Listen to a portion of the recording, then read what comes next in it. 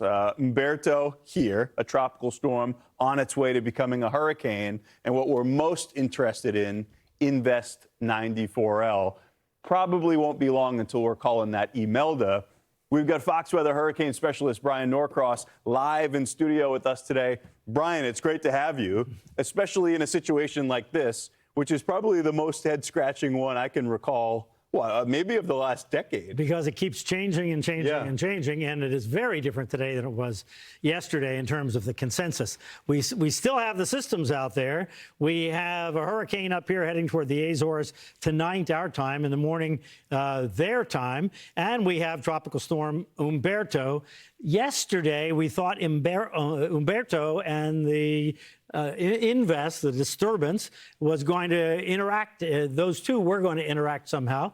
Now we don't really think that's as likely that there'll be a significant interaction, that they'll more operate independently, but they're still going to be important in the overall picture. So let's concentrate on this Invest 94L that we think will become Tropical Storm Imelda in the next few days as it moves slowly off to the west and the northwest. Everything is moving slowly here. High pressure is not very strong, and if you look at it, you can see a gap in here. There's the tropical storm, and there's the gap right there. So there's very little steering under the high at that point. And here is our Invest, and it's getting near the corner where you get very little steering in the high. So everything is moving very slowly. Here's the time up here, obviously this afternoon, and there is the big dip in the jet stream that's causing all this nasty weather from the Gulf Coast all the way up to New England. All right, let's go day by day here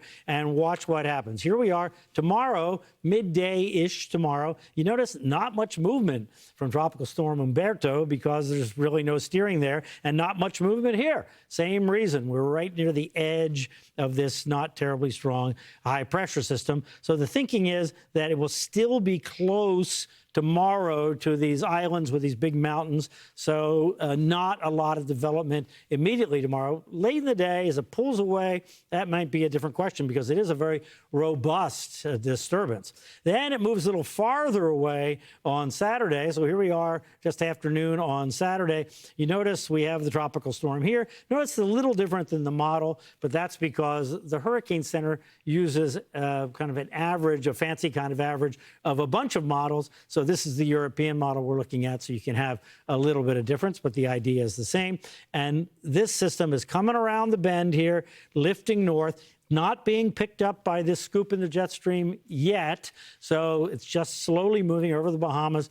Thinking is that by this time, maybe we have a tropical depression in the southeastern or central Bahamas. All right, now we go to Sunday.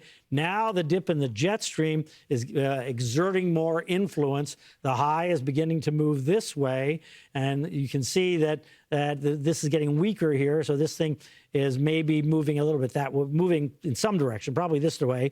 Again, a little different than the model, but same general idea. And a Category 3 is forecast by Sunday with Umberto. So, but they're far enough apart at this point that we're not getting kind of a mutual effect between the two of them.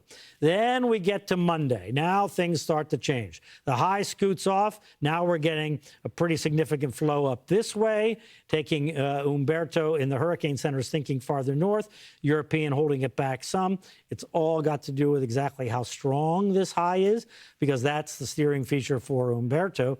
And then here, look at the flow here. It's really getting wrapped up with this low, and this low is tending to want to pull it in toward the coast. So this is what the European model is indicating. Other models are indicating a lot of confidence of the system coming up here until about there or so on Monday, and then we get almost a fork in the road. Some of them, like the European, bring it up into South Carolina, North Carolina, Georgia, somewhere there as a Category 1, 2 hurricane in many of the models. Others take it here, and then we go like this in the longer term. So we have to think of it literally as a fork in the road. It's right on a knife's edge. It's too fine to forecast. We have a large cluster going kind of in both directions. Interestingly, the AI models tend to want to do that. So let's hope That's what it does. But we're not guaranteeing it because we have a lot of evidence of it coming up here and then kind of stalling because the low moves out, high pressure moves in, it gets kind of stuck. So we're not going to go past Monday there for that reason. It's just too uncertain. So here we go. 90% chance that this is going to develop. You can see it's quite robust. There's the center because the flow is up here like this. So there's where the turning is to the north there of the Dominican Republic. There's the radar. You can see lots of thunderstorms there. Unfortunately, this is not going to be good for the Dominican Republic. Significant flooding is possible with this slow-moving system moving toward the Bahamas. All right, so there's the development area, and because it's not clear exactly when it's going to develop, they have a big development area here.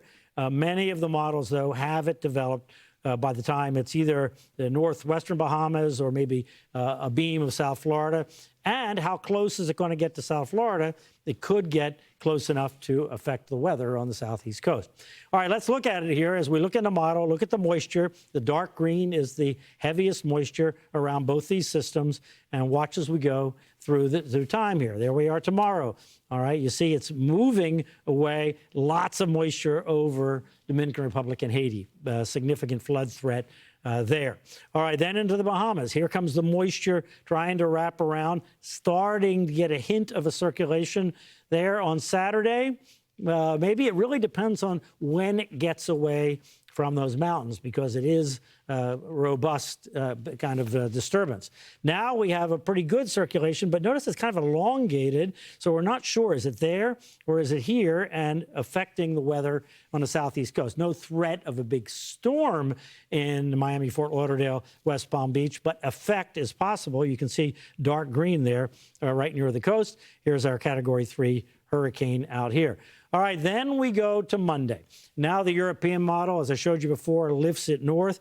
And here is the impact on the coast there of the Carolinas, late Monday into Tuesday-ish time frame. And then look at this. We have this intense area of moisture over the mountains, all the way from eastern Georgia up straight to South Carolina, western North Carolina, and Virginia, West Virginia, even up into the northeast in advance of the tropical system if it moves in this kind of way. If it comes up here and does something like that, it can be a whole different thing, and let's just hope so. But this is a possibility of a significant flood threat once again, looking into next week in advance. And if this all happens, remember, this is a dip in the jet stream out here that's pulling it north, which is low pressure. Well, that's going to exit. If it gets this scenario, shows that exiting, and then high pressure builds in here, which wants to push the storm back this way. So some kind of loop or stalling or some kind of thing could occur. But that's all, we need to get past the where's it going first. But if it takes that scenario, it's not a good scenario for the southeast.